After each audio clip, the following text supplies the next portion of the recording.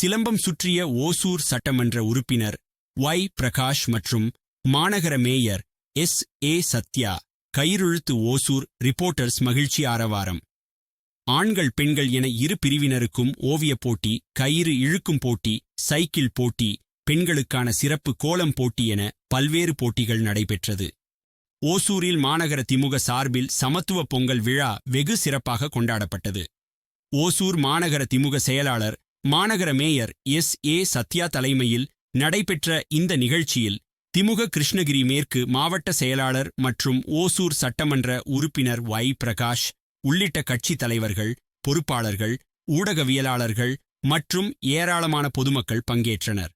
முன்னதாக ஓசூர் மாநகர திமுக சார்பில் ஆண்கள் பெண்கள் என இரு பிரிவினருக்கும் ஓவியப் போட்டி, கயிறு இழுக்கும் போட்டி, சைக்கிள் போட்டி ஆகிய போட்டிகள் நடைபெற்றது. மேலும் பெண்களுக்கான சிறப்பு கோலம் போட்டிகளும் நடைபெற்றன.